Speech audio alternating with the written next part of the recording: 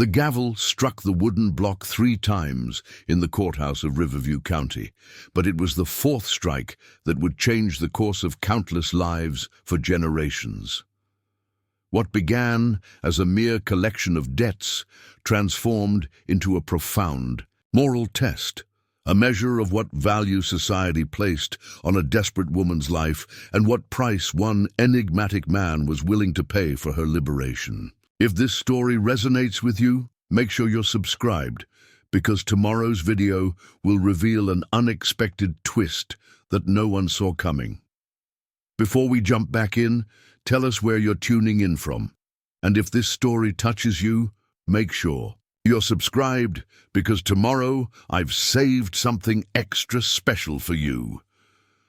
The morning fog lingered in Riverview like an unwelcome guest, seeping through weathered clapboard walls and settling heavily in the valleys where Blackwater Creek carved its relentless path through the settlement. November had descended with unusual cruelty, stripping the oak trees bare and painting what remained in shades of copper and rust before scattering them mercilessly across the muddied streets and against the wheels of dormant wagons. Eleanor Mae Wilkins stood at the window of what would soon no longer be her kitchen, watching the mist drift across the meadow where her late husband's prized Hereford cattle once grazed. The pasture stretched empty now, except for the occasional crow landing on fence posts that resembled tombstones in the grey half-light of dawn. Her breath clouded the glass as she pressed her forehead against the cool pane, her right hand instinctively cradling the 7-month swell beneath her threadbare cotton dress.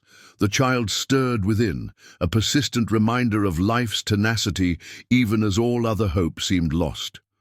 Richard had been gone for nearly 5 months, his body crushed beneath a fallen limestone slab at the quarry where he'd taken extra work to prepare for the baby's arrival. 5 months of watching their modest homestead hemorrhage what little savings they'd accumulated, of turning away creditors whose sympathy never quite reached their calculating eyes. The coffee pot on the cast-iron stove had grown cold hours ago, but Eleanor couldn't bring herself to care. She'd stopped brewing fresh beans weeks earlier, when the reality of her finances had finally settled into her bones like the damp November chill. Through the window, she could see the woodshed where Richard had spent countless evenings crafting furniture for their expected child. The door hung slightly ajar, revealing shadows of an unfinished cradle, and the workbench still littered with his tools, each one a testament to dreams, violently interrupted. She hadn't entered the shed since the day they'd brought his body home, wrapped in a blood-stained canvas tarp, his face unrecognizable from the accident. His mug still sat on the workbench where he had placed it that final morning, rings of stained residue marking time's cruel passage. Riverview had been established 23 years earlier by determined settlers who saw promise in the fertile valley and the river that gave the town its name. Main Street cut through the settlement like an arrow, running from the newly constructed train station to the white-steepled church that served as both spiritual center and social gathering place. Thatcher's Mercantile anchored the eastern end of the street, its broad porch and creaking floorboards supporting barrels of nails, sacks of flour, and the weight of a community's daily commerce. The Riverview Banking and Trust stood opposite, its brick facade and polished brass fixtures projecting an air of permanence in a town where fortunes changed with the seasons. Life in Riverview moved with the measured rhythm of rural necessity. Mrs. Adelaide Fletcher swept her boarding house steps each morning before the sun fully crested the eastern hills, her methodical strokes clearing away not just debris, but also the occasional evidence of her boarders' late-night returns from the Watering Hole saloon. These men, mostly unmarried ranch hands and railroad workers, ate in reverent silence, their eyes downcast as they shoveled eggs and biscuits into their mouths before departing for another day of labor. Heinrich Müller's barbershop served as the town's unofficial news exchange, where men gathered as much for information as for grooming. his German accent growing more pronounced when he was excited about a particularly juicy rumor. He claimed to have trimmed the mustaches of both governors and gunslingers during his time in the territorial capital, though the accuracy of these tales stretched thinner with each retelling. Nevertheless, his straight-edge razor never wavered, and his discretion with clients' confessions remained absolute. Dr. Josephine Taylor had arrived in Riverview just 18 months prior, the first female physician most residents had ever encountered. Her medical credentials from Boston and no-nonsense demeanor had initially met resistance from townspeople accustomed to old Doc Wilson's homespun remedies and whiskey anesthetic. But when scarlet fever swept through the settlement the previous winter, claiming 4 souls before her determined intervention halted its spread, even her harshest critics acknowledged her competence. She established her practice in what had once been a milliner's shop, hanging her shingle beside a modest sign that read, "Fees negotiable for those in genuine need." Riverview's social hierarchy was as clearly defined as the property lines etched on the county survey maps.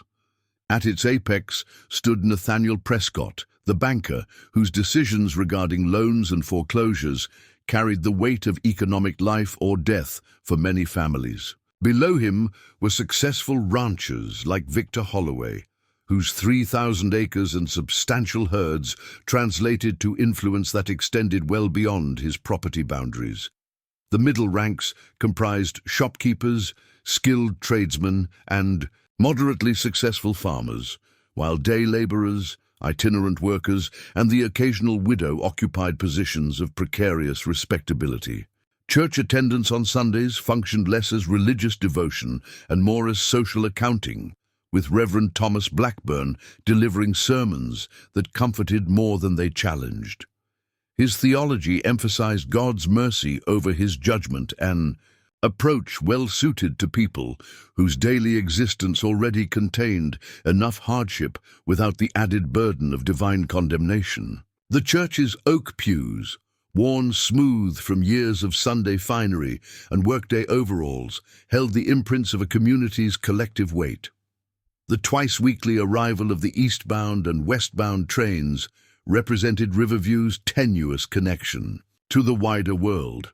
Each locomotive brought mail, merchandise, occasional visitors, and news from distant places, while departing with local agricultural products, quarried stone, and sometimes residents seeking broader horizons. Station Master Frederick Chambers orchestrated this exchange with meticulous attention to schedules and manifests, his pocket watch consulted so frequently it seemed an extension of his hand. Preparing and narrating this story took us a lot of time, so if you are enjoying it, subscribe to our channel. It means a lot to us. Now back to the story. Women in Riverview existed within carefully circumscribed boundaries. They managed households, raised children, supplemented family incomes through butter sales or egg money, and provided the social glue that bound the community together through quilting circles and church socials. Widowhood represented a particularly vulnerable state, one that could rapidly deteriorate into destitution without the intervention of family or the rare accumulation of sufficient independent resources. Thatcher's Mercantile served as more than a commercial establishment. It functioned as an informal credit union and community pulse-taker. Judith Thatcher, who ran the store alongside her husband William, maintained mental ledgers more detailed than the official account books. She knew which families were falling behind on payments, which farms were producing bountiful harvests, and which marriages were showing signs of strain. Her advice, offered casually between transactions, guided many through financial and personal difficulties that might otherwise have proven overwhelming.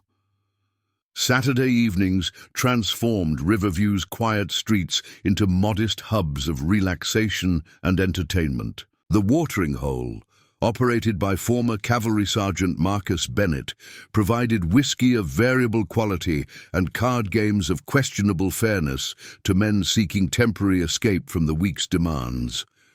Bennett enforced unwritten codes of conduct that prevented his establishment from descending into the chaos that characterized saloons in less civilized settlements. A man could drink himself into philosophical melancholy at the watering hole, but anything beyond that would earn him an unceremonious introduction to the muddy street outside. Judge Walter Montgomery presided over a circuit that encompassed 4 counties, arriving in Riverview quarterly to adjudicate disputes ranging from property boundaries to assault charges. Court sessions were held in whatever suitable space was available, often the church or schoolhouse, with the proceedings announced weeks in advance through notices posted at the mercantile and bank. His decisions carried the weight of territorial authority, though their enforcement depended largely on Sheriff Luke Chambers, whose reputation for fairness was matched only by his documented proficiency with his Colt revolver. The sheriff maintained order through a combination of personal authority and strategic delegation to a small group of deputies who served on an as-needed basis. Most were respectable men with primary occupations elsewhere: the blacksmith, a retired schoolteacher, 2 ranch foremen who could be called upon when situations required additional manpower. Their involvement in law enforcement reflected the community's understanding that peace was a collective responsibility rather than merely a government service. The economic life of Riverview operated on multiple parallel systems. Cash transactions were relatively rare, except for significant purchases or payments to outside entities. Daily commerce functioned through credit extended by merchants, labor exchanged for goods, and sophisticated bartering arrangements that assigned value to everything from eggs to carpentry services. These networks of mutual obligation created resilience during difficult times, but also entangled residents in webs of dependency that could prove catastrophic when one strand broke. Credit at Thatcher's Mercantile was extended based on character assessments that considered family history, work ethic, and community standing. William Thatcher's judgment in these matters had been refined through decades of experience, allowing him to distinguish between temporary setbacks that merited patience and fundamental unsoundness that required immediate collection efforts. A man's reputation carried monetary value as tangible as the coins in the bank's vault, while a woman's creditworthiness typically derived from her husband's standing or her father's name. Seasonal workers moved through Riverview following agricultural and construction rhythms. Harvest brought an influx of laborers, some familiar faces returning year after year, others strangers evaluated quickly for honesty and capability. These temporary residents lived at the community's margins, their presence tolerated for their essential contributions, but rarely integrated into the social fabric. They slept in barns or tent encampments at the edge of town, ate at outdoor cooking, fires, and disappeared with the first frost. The community calendar marked time through practical celebrations disguised as social occasions. Barn raisings mobilized collective labor for tasks too substantial for individual families, while harvest festivals acknowledged the completion of crucial work that determined winter survival. Church socials doubled as forums for business discussions and information exchange, with handshake sealing agreements more binding than many written contracts. Children gathered for schooling in a single-room schoolhouse under the stern but effective guidance of Miss Charlotte Wilson, whose educational credentials from a Philadelphia women's college brought academic rigor to frontier learning. When winter made travel impossible, she boarded with local families, her room and board serving as partial compensation from parents who valued education but lacked cash for proper tuition. Medical care in Riverview balanced Dr. Taylor's scientific approach with traditional remedies passed through generations. Serious injuries or complicated childbirths often ended in tragedy, despite the physician's best efforts, while everyday ailments were treated with combinations of professional attention and home treatments.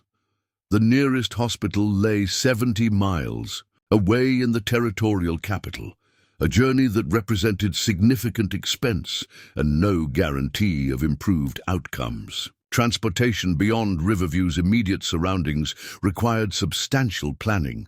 The railroad offered scheduled service, but at costs prohibitive for many residents. Wagon travel remained the primary mode of transportation for most, with all the discomfort and danger that entailed. Most community members ventured beyond county lines only for essential purposes, to deliver goods to market, attend to legal matters, or seek specialized medical care unavailable locally. News traveled to Riverview through newspapers that arrived days or weeks after publication, letters that followed irregular delivery schedules, and stories carried by travelers whose reliability varied widely. National events and policies reached the community after passing through multiple retellings, often arriving so transformed that their impact on local affairs was difficult to assess accurately. As autumn deepened toward winter, practical concerns dominated every household's activities. Wood needed splitting and stacking before snow made the task more difficult. Root cellars required inspection and organization to ensure preserved foods remained accessible during the coldest months. Livestock arrangements had to be finalized, with decisions about which animals to maintain through winter and which to slaughter or sell before feeding them became economically unsustainable. For Eleanor Mae Wilkins, these calculations had revealed the mathematical impossibility of independent survival months earlier.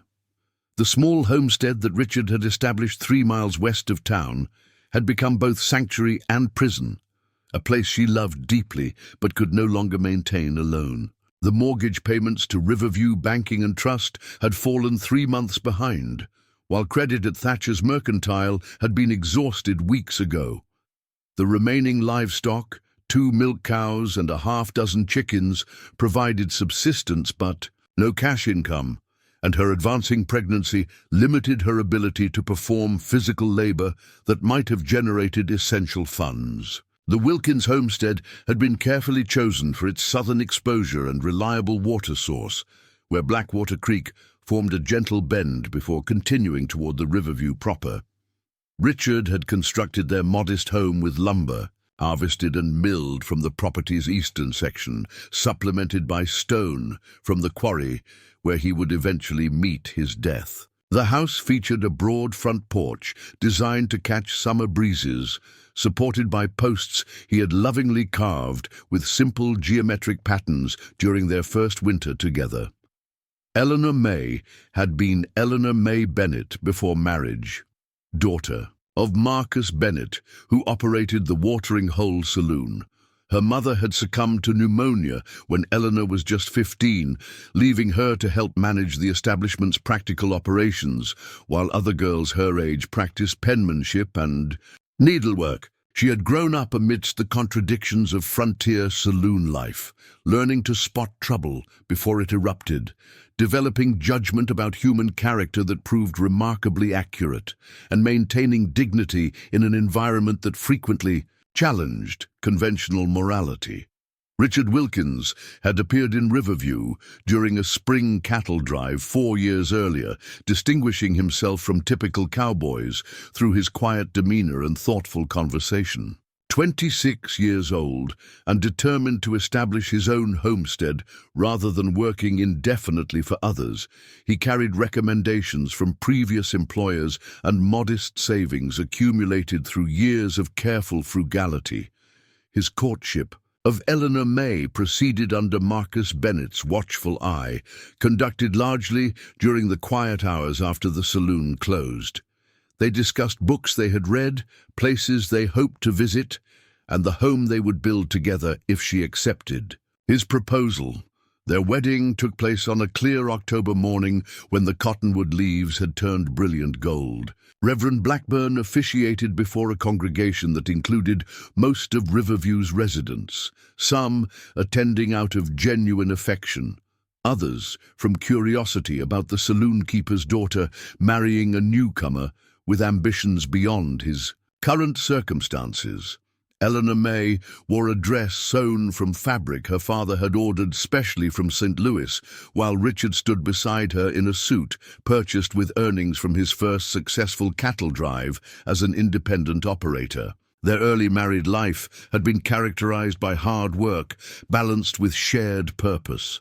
Richard expanded the homestead's infrastructure, while Eleanor Mae transformed their house into a home. She planted herbs and vegetables in carefully prepared beds, established fruit trees along the southern property line, and created indoor spaces that combined beauty with practicality. Her upbringing in the saloon had taught her to value substance over appearance, but she nonetheless took pride in creating environments that pleased the eye while serving essential functions. The homestead had flourished under their combined efforts. Richard's cattle, though few in number, were carefully selected for quality and adaptability to local conditions. His approach to land management preserved natural resources while maximizing productive capacity, earning respect from neighboring ranchers who had initially viewed his methods with skepticism. His fences followed contour lines rather than rigid geometries. His water management systems worked with natural drainage patterns, and his seasonal rotations reflected deep understanding of ecological relationships. When Eleanor Mae discovered her pregnancy the previous spring, their quiet celebration had acknowledged both joy and responsibility. Richard had immediately begun preparing for their child's arrival, setting aside a room for the nursery, carving the cradle that now stood unfinished in his workshop, and increasing his working hours to build financial reserves that would provide security during Eleanor Mae's recovery and the baby's early months. The accident had occurred on a Wednesday afternoon in late June. Richard had taken supplementary work at the limestone quarry to accelerate their savings, applying his carpentry skills to scaffolding construction during a major extraction project. According to witnesses, he had noticed structural weakness in a support beam moments before collapse, shouting warnings that allowed others to escape while he remained to reinforce the critical joint. The beam had held just long enough for his co-workers to reach safety before the entire section collapsed, bringing tons of stone down upon him. Sheriff Chambers had delivered the news personally, arriving at the homestead just before sunset, with his hat in his hands and grief evident in his weathered face. Eleanor Mae had listened to his careful explanation with unnatural calm, asking practical questions about recovery of the body and funeral arrangements, while her mind refused to process the emotional reality of her husband's death. That disassociation had lasted through the funeral and subsequent weeks, allowing her to function through necessity while postponing the full impact of her loss. Reality had asserted itself gradually through the accumulation of practical problems. The mortgage payment came due without Richard's income to meet it. Feed for livestock needed purchasing just as credit at Thatcher's Mercantile reached its limit. The pregnancy advanced, bringing physical limitations that prevented Eleanor Mae from assuming many of her husband's responsibilities around the homestead. Each challenge reinforced the stark truth that she was alone and facing impossible. Mathematics of survival. The community's response had followed predictable patterns of frontier compassion. Women brought food during the immediate aftermath, offering practical assistance with household tasks and emotional support that transcended social boundaries. Men helped with urgent repairs and livestock management, providing labor they could spare from their own operations. Dr. Taylor visited regularly without charging for her services, monitoring the pregnancy while expressing concern about the stress evident in Eleanor Mae's exhausted features. But community charity had natural limits, not from lack of compassion, but from the reality that every household faced its own struggles against a landscape that demanded constant vigilance and work. As weeks extended to months, assistance necessarily diminished, while Eleanor Mae's needs remained unchanged. The mortgage continued accumulating interest. Essential supplies required replenishing, and the approaching winter demanded preparations beyond her physical capabilities. Banker Prescott had visited twice, his second appearance accompanied by Sheriff Chambers, in a combination that clearly signaled escalation from discussion to enforcement. His explanation of legal requirements had been delivered with professional detachment that acknowledged her circumstances while emphasizing his own obligations to depositors and regulations. The sheriff had remained largely silent during these conversations, his discomfort visible in his refusal to meet Eleanor Mae's eyes directly. Dr. Taylor had been more direct during her medical visits, warning that continued stress and inadequate nutrition threatened both mother and child. The body prioritizes the developing baby, she had explained during one examination, but there are limits to that biological protection, and you're approaching them rapidly. Her concern extended beyond medical outcomes to encompass the broader circumstances that were creating the physical symptoms she observed. The foreclosure notice had appeared on the courthouse door in mid-October, its formal language translating her personal tragedy into administrative procedure. The Wilkins homestead would be sold at public auction on the first Saturday of November, with proceeds applied to outstanding debts, and any remainder, should one exist, returned to the former owner. The announcement had generated community discussion that combined sympathy with practical interest in acquisition opportunities, creating the uncomfortable dynamic of neighbors simultaneously supporting Eleanor Mae while considering bids on her property. The morning of November 7th arrived with bitter clarity, the air sharp enough to crystallize breath into visible clouds that hung momentarily before dissipating into nothingness. Eleanor Mae woke in the bed she had shared with Richard, her body heavy with child and grief. The house felt hollow, stripped of most furniture and personal items that had been transported to town for inclusion in the auction. Only her bed remained, along with a rocking chair and the trunk containing her mother's belongings, items protected from seizure under territorial exemptions for widows. She dressed carefully in her only remaining good dress, a navy wool that strained across her swollen belly despite multiple adjustments to accommodate her changing figure. The garment had been a gift from Richard's mother, sent from Tennessee for their first Christmas together, its quality representing sacrifice from a woman of modest means. Eleanor Mae's fingers trembled as she attempted to arrange her auburn hair, finally abandoning any elaborate style in favor of a simple knot secured at the nape of her neck. The walk to town took nearly an hour, requiring 3 rest stops when shortness of breath or back pain demanded temporary relief. November. Cold penetrated her worn coat, while mud from recent rains clung to her boots with each step. The baby moved restlessly within her, perhaps responding to her elevated heart rate or the tension that had become her constant companion in recent weeks. Riverview's main street bustled with unusual activity for a Saturday morning.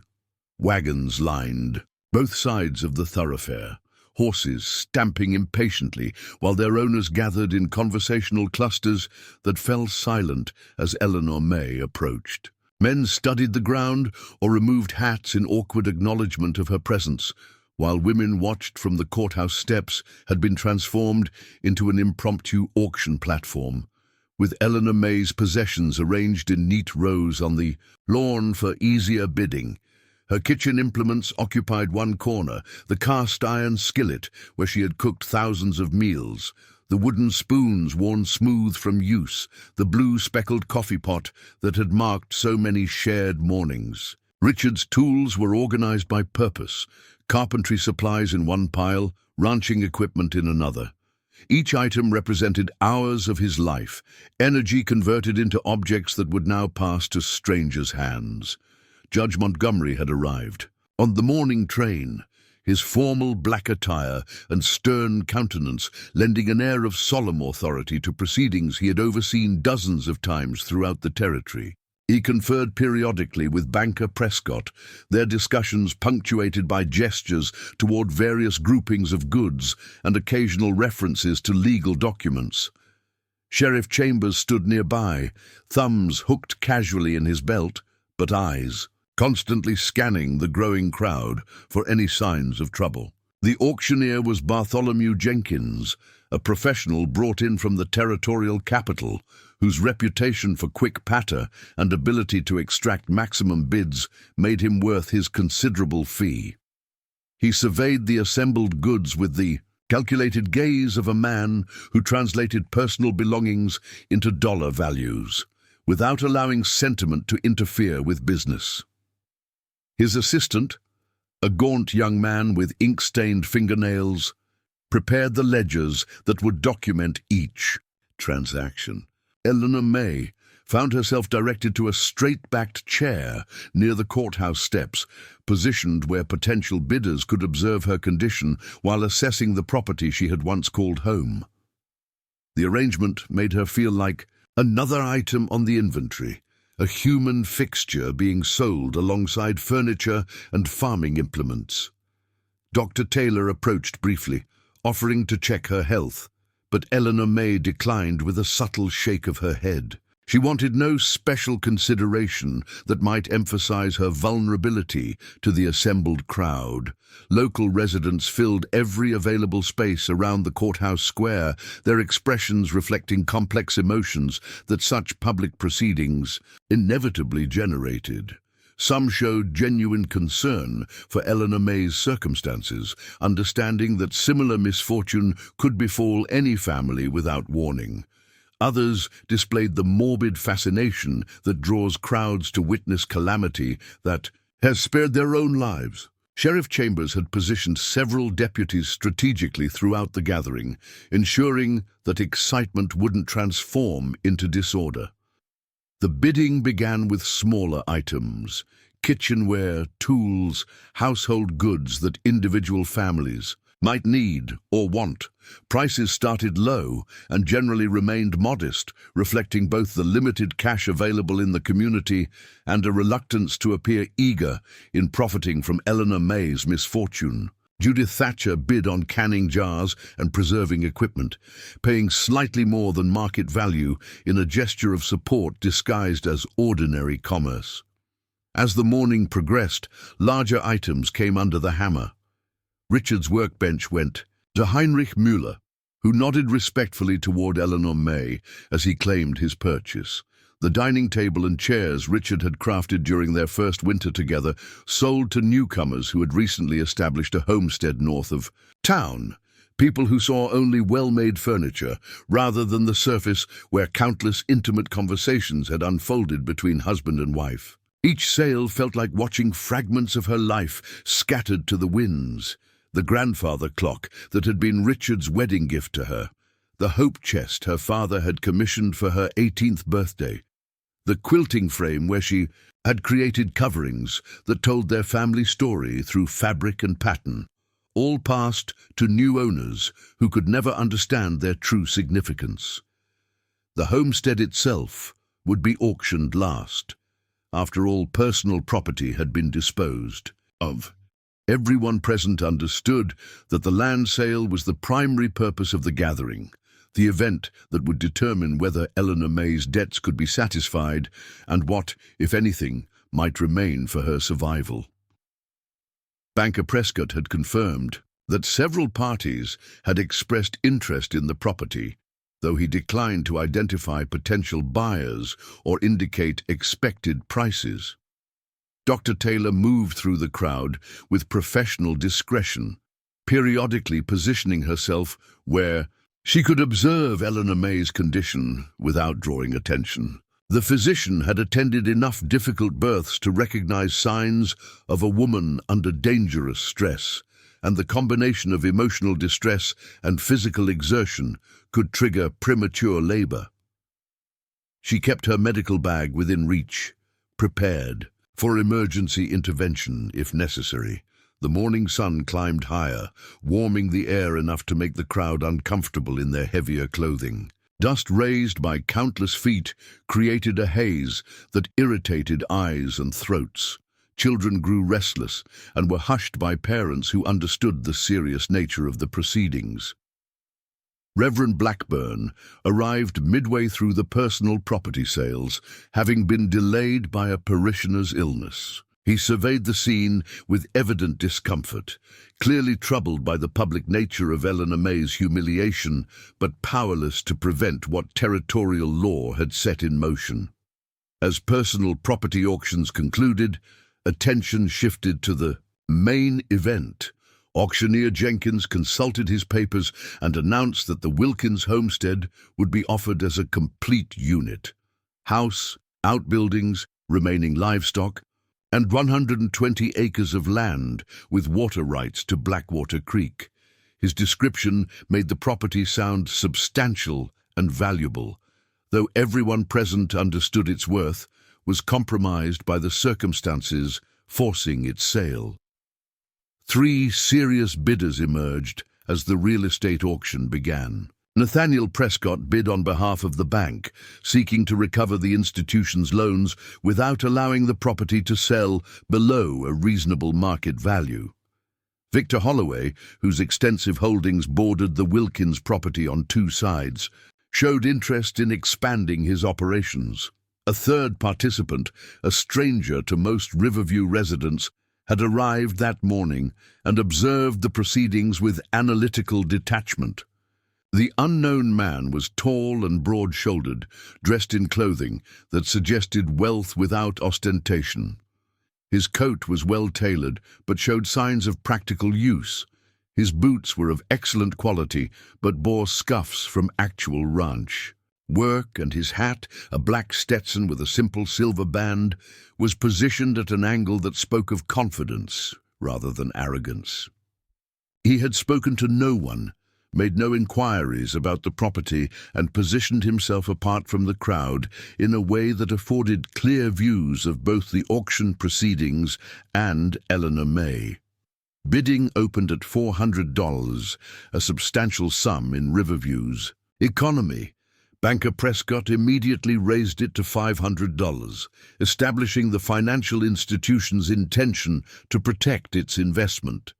Victor Holloway countered with $550, his bid reflecting both genuine interest in the property and strategic thinking about consolidating his holdings. The unknown man remained silent, observing the early exchanges without revealing his intentions.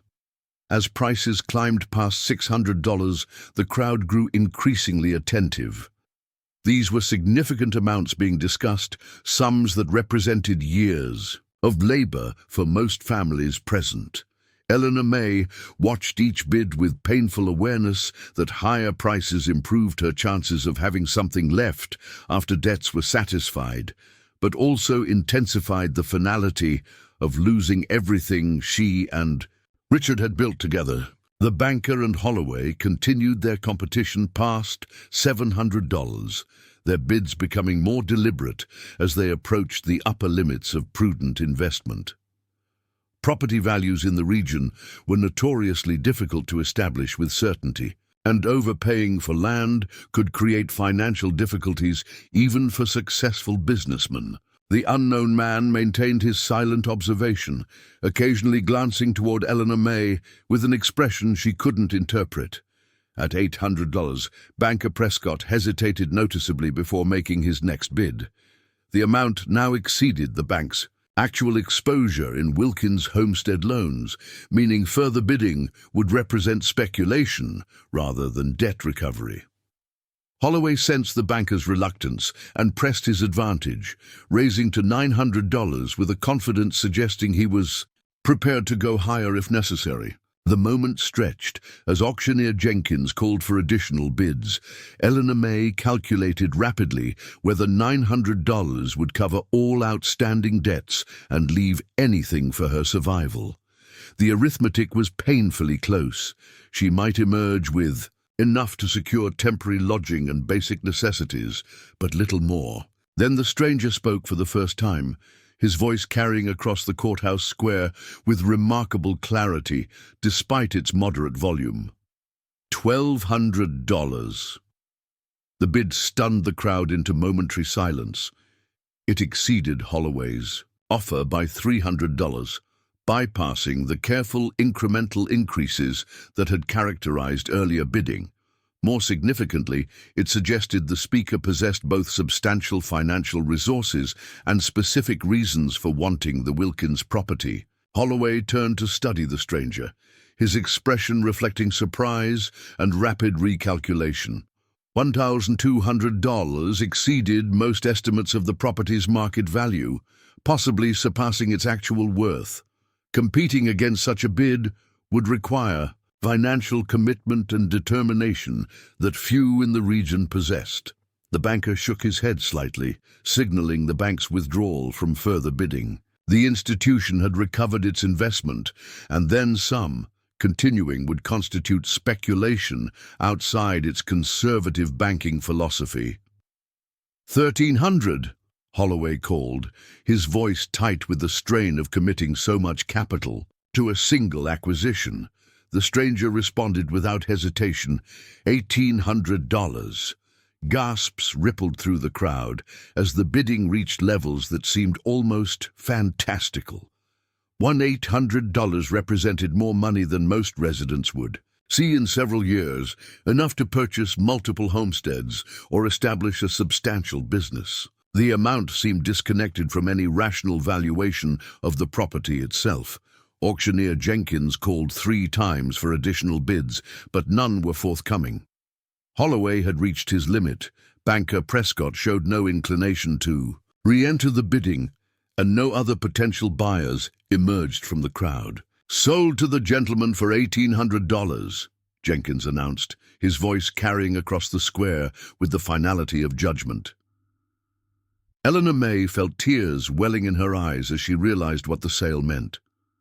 $1,800 would more than cover all outstanding debts, leaving her with several $100s to begin a new life elsewhere. The stranger had, through his aggressive bidding, transformed her complete financial ruin into the possibility of survival. His motivations remained mysterious, and she wondered what had driven him to pay so much for property he had never inspected. The crowd began to disperse as the auction concluded, though many lingered to discuss the surprising outcome. The stranger's identity became the subject of immediate speculation, with various theories proposed about his background and intentions. Some suggested he represented Eastern investment interests seeking Western land opportunities. Others wondered if he might be connected to railroad expansion or mining ventures. Dr. Taylor approached Eleanor Mae as the formal proceedings concluded. "How are you feeling?" she asked, professional concern evident in her voice.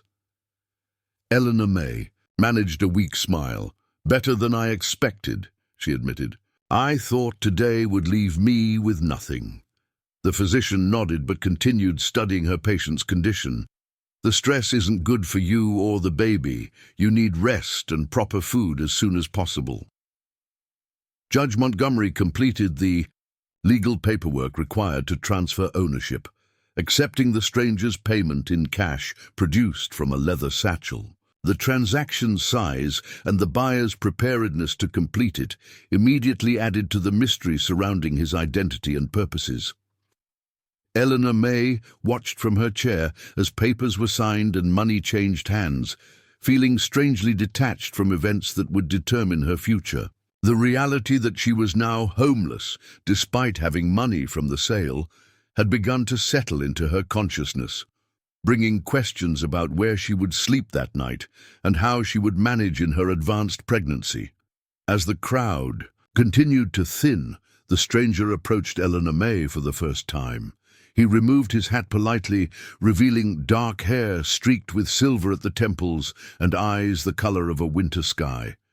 His face showed the weathering of outdoor work, but also an intelligence and composure that suggested education and experience beyond typical ranch labor. He appeared to be in his early 40s, old enough to have accumulated substantial wealth, but young enough to undertake new ventures with vigor. "Mrs. Wilkins," he said, his voice carrying a slight accent she couldn't immediately place. "I'm Nathaniel Blackwood. I hope to speak with you before you make arrangements to leave town." Eleanor Mae struggled to rise from her chair, her pregnancy making the movement awkward. Blackwood gestured for her to remain seated. "Please don't trouble yourself. I understand this has been an extraordinarily difficult day." "Thank you," Eleanor Mae managed, her voice barely audible. "Your bidding. It saved me from complete destitution." Blackwood nodded gravely. "I'm deeply sorry for your loss, Mrs. Wilkins. Your husband had a reputation for integrity and skill that extended well beyond Riverview. I heard of him as far east as St. Louis." The comment surprised her. She hadn't realized Richard's reputation had traveled beyond their immediate region. "I have a proposition for you," Blackwood continued, his tone becoming more businesslike. "The homestead house is exceptionally well constructed and properly situated. Rather than forcing you to leave immediately, I'd like to offer you continued residence there until after your child is born and you've recovered sufficiently to travel. In exchange, you would manage the household and oversee any improvements I might commission for the property." The offer stunned Eleanor Mae completely. She had expected to be homeless within days, forced to seek charity housing in town or perhaps refuge with her father at the saloon. The possibility of remaining in her own home, even temporarily, seemed too generous to believe.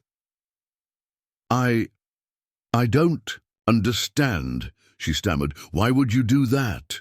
Blackwood replaced his hat and stepped back slightly. "I'm not a man who puts pregnant women out of their homes in winter, Mrs. Wilkins.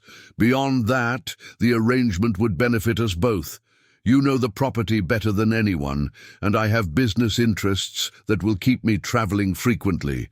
Having someone trustworthy managing things in my absence makes practical sense." Before Eleanor Mae could respond, Dr. Taylor intervened.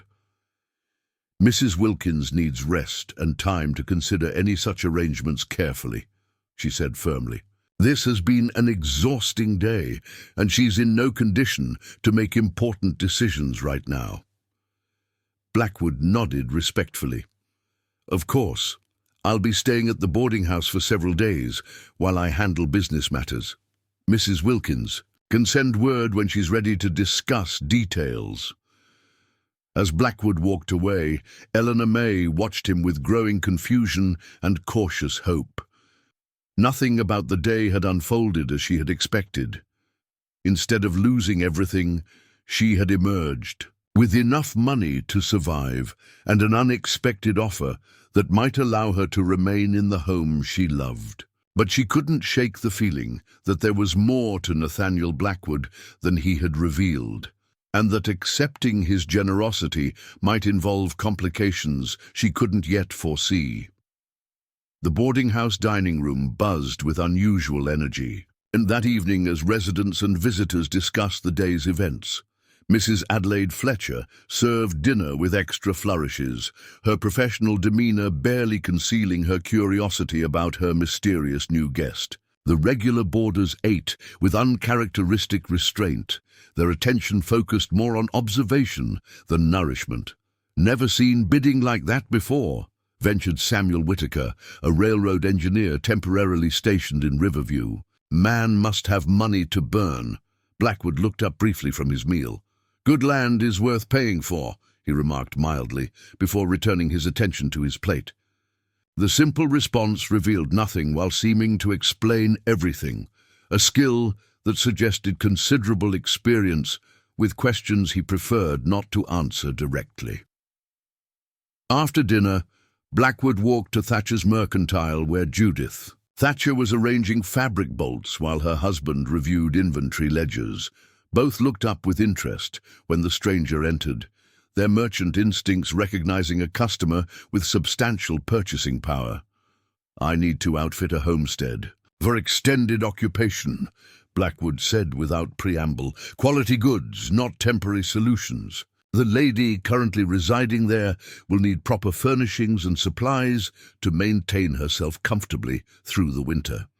Judith Thatcher's eyebrows rose slightly at the phrasing, which suggested continuing residence rather than immediate displacement.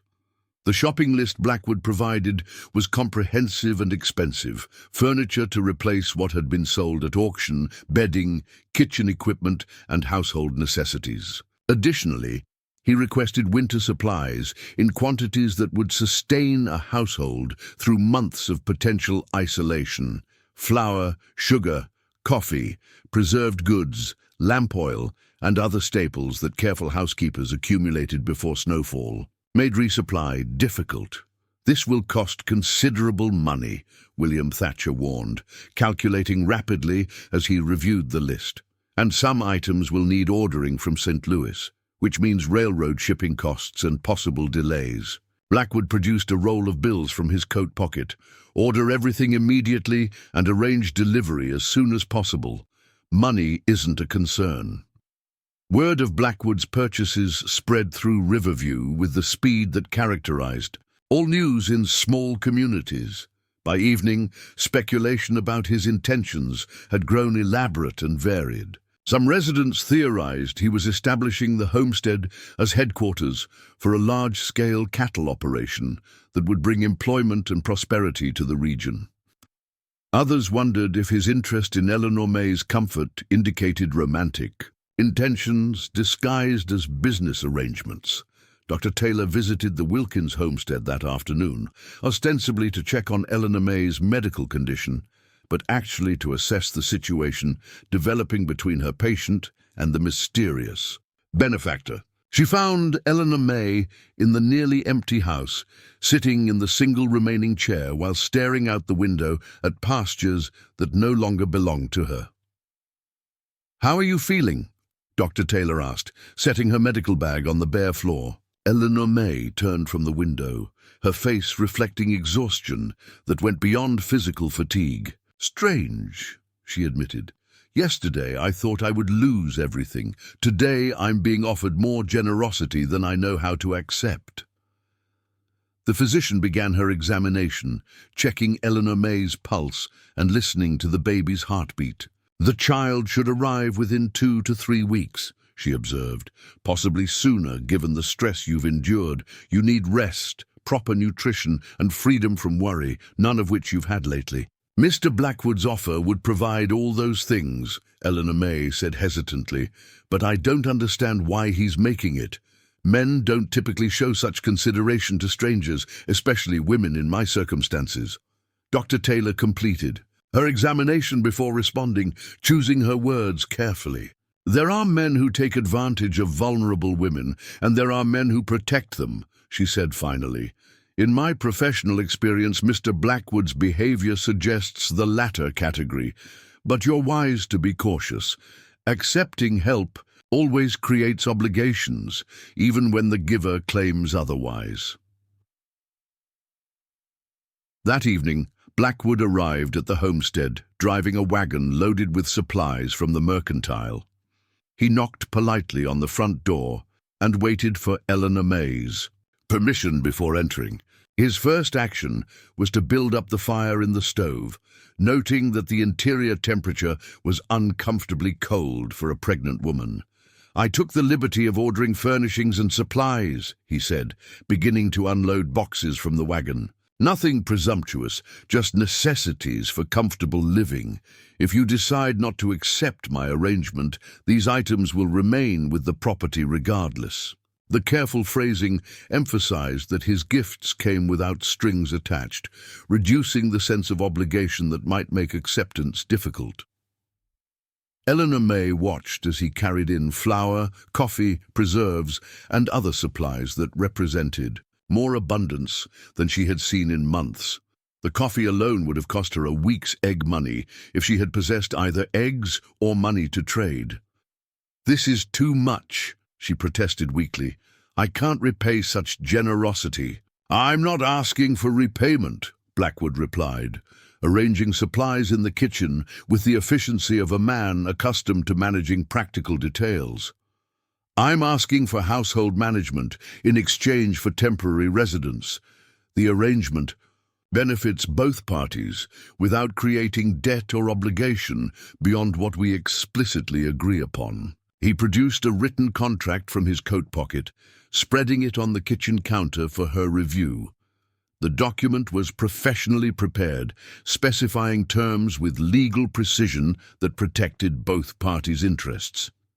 Eleanor Mae would manage the household and oversee any improvements or maintenance Blackwood requested. In exchange, she could occupy the house until 4 months after her child's birth, with all living expenses provided by Blackwood. "You had this prepared in advance," Eleanor Mae observed, studying the contract's detailed provisions. Blackwood nodded.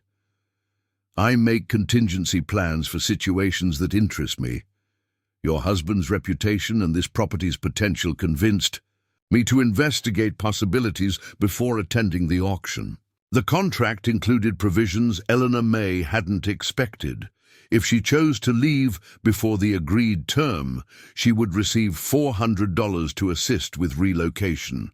If Blackwood decided to terminate the arrangement early, she would receive $800 compensation. The terms were so favorable that accepting seemed almost mandatory for her child's welfare.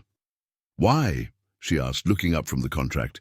"You could hire a housekeeper for much less money. You could have bought better land elsewhere for what you paid yesterday. None of this makes business sense."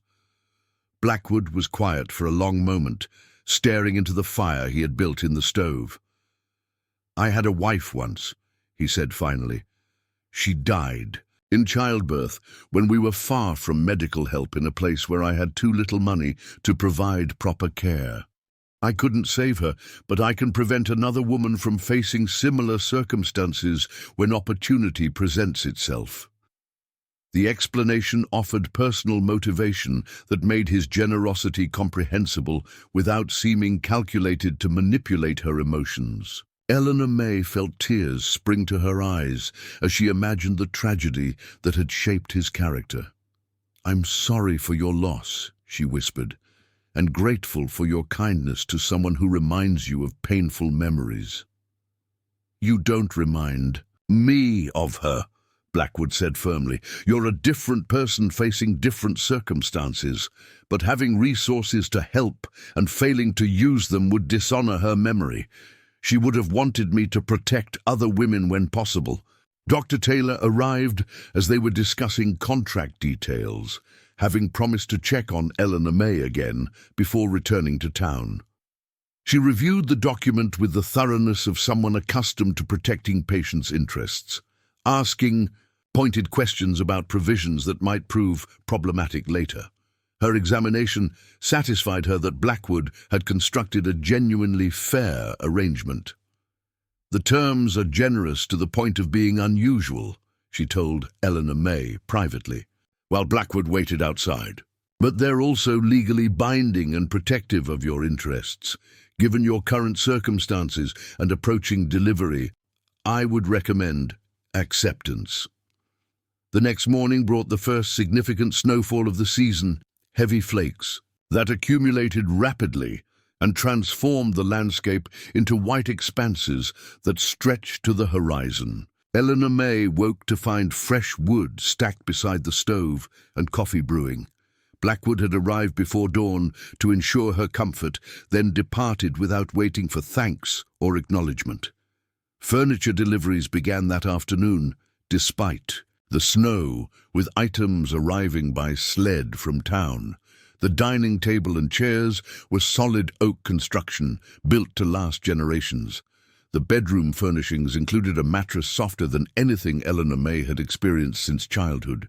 Kitchen equipment was comprehensive and well-made, designed for serious cooking rather than temporary accommodation. By evening, the house had been transformed from an empty shell into a comfortable home. Eleanor Mae moved through rooms that felt familiar yet different, recognizing the spaces while adjusting to new arrangements. The cradle Richard had begun remained in its place beside the fireplace, Blackwood having specifically excluded it from any changes he authorized. The following days established routines that felt surprisingly natural. Blackwood would arrive, each morning to tend fires and handle heavy work, then spend his days riding the property boundaries and making notes in his ever-present journal. He ate lunch with Eleanor Mae when she prepared it, their conversations focusing on practical matters rather than personal topics. Evenings found him reading by the fire while she worked on baby clothes, both content with companionable silence. His knowledge of ranching impressed her with its depth and scope. He could assess livestock health with expert precision, identify land management issues that needed attention, and discuss breeding strategies with sophistication that suggested years of successful experience. Yet he never boasted about his accomplishments or revealed details about operations he managed elsewhere. "You really are a cattle baron," Eleanor Mae observed one afternoon as he explained his plans for improving the homestead's water systems. Blackwood smiled slightly. "I own land and cattle in several territories, but baron suggests inherited wealth and aristocratic pretensions. Everything I have was earned through work and careful decisions." Local residents gradually accepted Blackwood's presence in their community, though speculation about his background continued. Heinrich Müller reported that the stranger paid for services with gold coins that bore dates from San Francisco mints. Dr. Taylor mentioned his familiarity with medical procedures that suggested experience treating injuries in remote locations. Sheriff Chambers observed his competence with firearms during a demonstration that settled a dispute about marksmanship. The evidence painted a picture of a man with diverse experience and substantial resources, but details remained elusive. Blackwood answered direct questions honestly while volunteering little additional information. His past remained largely mysterious, though his present actions consistently demonstrated competence and consideration. Eleanor Mae found herself looking forward to their daily interactions, conversations that ranged from practical homestead management to books they had both read. Blackwood possessed education that included literature, history, and current events, making him an engaging discussion partner during long winter evenings. Yet he never presumed intimacy or suggested their arrangement might evolve beyond its stated terms. The baby moved more frequently now, responding to improved nutrition and reduced stress.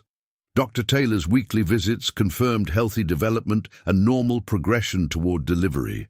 The physician noted Eleanor Mae's improved color and demeanor, crediting stable living conditions and adequate food for the positive changes.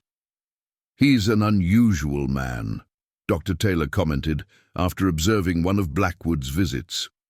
"Most wealthy men seeking to help attractive widows have ulterior motives that become apparent quickly.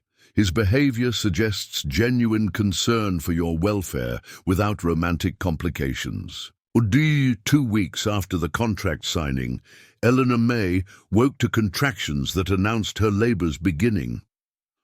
Blackwood had left for town early that morning to conduct business, but Dr. Taylor had anticipated the timing and arranged to stay overnight at the homestead. The physician's presence provided both medical expertise and emotional support during the long hours that followed. Richard Marcus Wilkins was born just after midnight on a clear December evening, when stars blazed with winter intensity across the prairie sky. He arrived healthy and vocal, announcing his presence with lusty cries that echoed through the homestead. Eleanor Mae held her son with tears of joy streaming down her face, overwhelmed by love for the small life she had protected through months of uncertainty. Blackwood returned the next morning to find mother and child doing well under Dr. Taylor's care. He approached the bedside with quiet respect, offering congratulations and asking if any additional supplies were needed. His first sight of the baby evoked an expression of profound emotion that quickly passed, replaced by gentle pleasure at the successful birth. "He's beautiful," Blackwood said softly, watching the infant sleep in his mother's arms. Richard would have been proud. "Until The comment carried emotional weight that acknowledged both the baby's deceased father and the complicated circumstances of his birth. Eleanor Mae nodded, unable to speak past the tears that threatened to overwhelm her composure. Over the following days, Blackwood proved unexpectedly helpful with infant care, displaying knowledge that suggested previous experience with babies. He could prepare feeding solutions with proper measurements, change swaddling efficiently, and calm crying fits with techniques that impressed Dr. Taylor. When questioned about his expertise, he mentioned caring for nieces and nephews during family visits. The winter deepened around the homestead, but inside the house, warmth and contentment reigned. Eleanor Mae recovered quickly from childbirth, aided by excellent nutrition and freedom from financial worries. Little Richard thrived under attentive care, growing stronger each day while developing the alert expression that suggested intelligence inherited from both parents. Blackwood continued his pattern of daily visits and evening conversations, but now his attention included the baby with obvious pleasure. He would hold the infant while Eleanor Mae prepared meals, entertaining him with stories and songs that revealed an unexpectedly melodious voice. The sight of the powerful man cradling the tiny child with infinite gentleness moved Eleanor Mae in ways she hadn't anticipated. "You're good with children," she observed one evening as he rocked the baby to sleep. Blackwood's expression grew distant. "I always hoped to have children of my own someday. Life took different directions than I planned." The admission revealed vulnerability beneath his competent exterior, making him seem more human and accessible. As winter progressed towards spring, the arrangement that had begun as temporary convenience evolved into something approaching family. Eleanor Mae found herself depending on Blackwood's presence, not just for practical support, but for companionship that enriched her daily life. His departure for business trips left the house feeling empty despite the baby's constant presence, but questions remained about the future. The contract specified terms lasting 4 months after the birth, meaning their arrangement would end in April. Blackwood never mentioned plans beyond that deadline, and Eleanor Mae hesitated to raise topics that might complicate their current harmony. Yet both understood that decisions about permanent arrangements couldn't be postponed indefinitely. The first hint of complications arrived on a bitterly cold February morning when a letter was delivered to the homestead by a snow-dusted courier who had struggled through drifts to complete his route. The envelope's expensive linen paper and formal handwriting suggested correspondence from someone of considerable standing. Blackwood read it privately, his expression growing increasingly troubled as he absorbed its contents. "Business difficulties," Eleanor Mae ventured when he remained silent through breakfast, the letter folded carefully and tucked into his inside pocket. Blackwood's eyes refocused slowly, as if returning from distant thoughts. "Family obligations," he said finally. "My brother oversees my Colorado operations, and there are situations requiring my personal attention." His explanation was truthful but incomplete, leaving Eleanor Mae with the disquieting sense that larger forces were influencing their peaceful existence. 2 days later, a second letter arrived, followed by an urgent telegram that brought Blackwood to town for an extended meeting with banker Prescott. He returned that evening with tension evident in his shoulders and the tight lines around his eyes. During their evening meal, he responded to Eleanor Mae's conversational attempts with distracted half-answers that suggested his mind remained occupied with problems he hadn't shared. Little Richard, now 7 weeks old and increasingly alert to his surroundings, fussed in his cradle as if sensing the altered atmosphere. "Is there anything I can do to help?" Eleanor Mae finally asked directly, setting aside her pride in favor of genuine concern. Blackwood looked up from his barely touched plate, focusing on her with visible effort. "You're already helping more than you realize," he said softly, "but some situations require personal presence to resolve properly." He paused, studying. her face as if memorizing its features. "I may need to travel to Colorado soon. Business that can't be managed through correspondence." The prospect of his departure alarmed Eleanor Mae more than she had expected. Over the winter months, she had grown accustomed to his reliable presence, the security his protection provided, and the intellectual companionship that had become essential to her daily happiness. His absence would leave her alone with the baby, in an isolated homestead, dependent on neighbors for emergency assistance if weather or circumstances turned against them. "How long would you be gone?" she asked, struggling to keep anxiety from her voice. Blackwood's hesitation before answering suggested the journey might be more complicated than routine business. "Several weeks, possibly longer. It depends on what I find when I arrive." He reached across the table to touch her hand briefly. "You would be safe here. Sheriff Chambers has agreed to check the property regularly, and Dr. Taylor will continue her visits."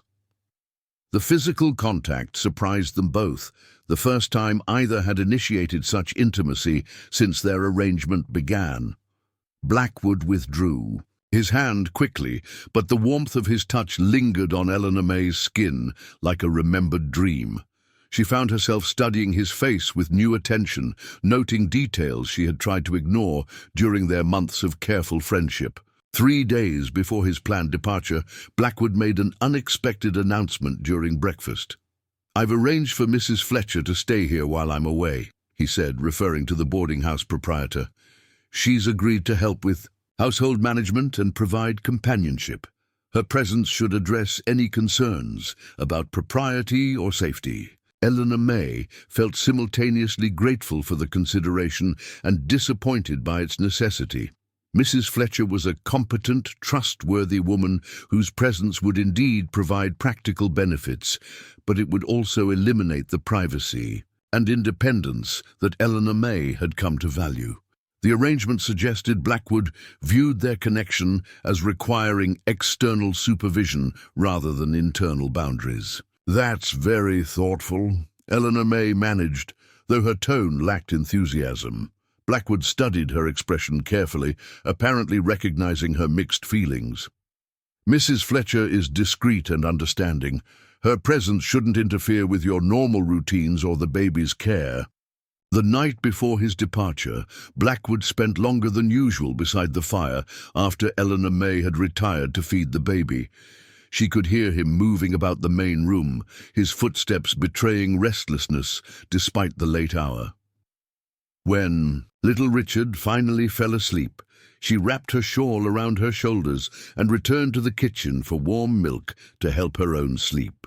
She found Blackwood standing by the window, staring out at the moonlit landscape with his hands clasped behind his back.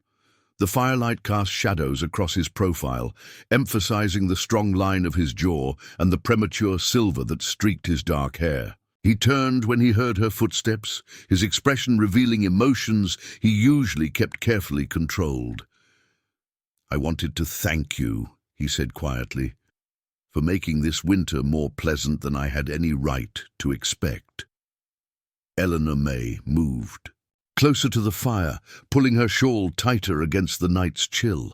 "I should be thanking you. You saved my life and my son's future when you had no obligation to either of us." "It wasn't obligation," Blackwood replied, his voice carrying intensity that made her look up sharply. "It was." He paused, apparently struggling to find appropriate words for feelings that had grown beyond their original boundaries. "It was privilege. Watching you rebuild your strength, seeing Richard grow healthy and happy, sharing meals and conversations with people who matter." The admission hung between them like a bridge neither was sure they should cross. Eleanor Mae felt her heart beating faster as she recognized the depth of emotion behind his carefully chosen words. She had suspected her own feelings were evolving beyond gratitude and friendship, but hadn't dared hope his sentiments might be developing similarly. "You matter to us, too," she said softly, the words carrying more meaning than their simple phrasing suggested. "Richard lights up when he sees you, and I've come to depend on your presence in ways that probably weren't wise." She paused, gathering courage for complete honesty. "I'll miss you more than I should while you're away."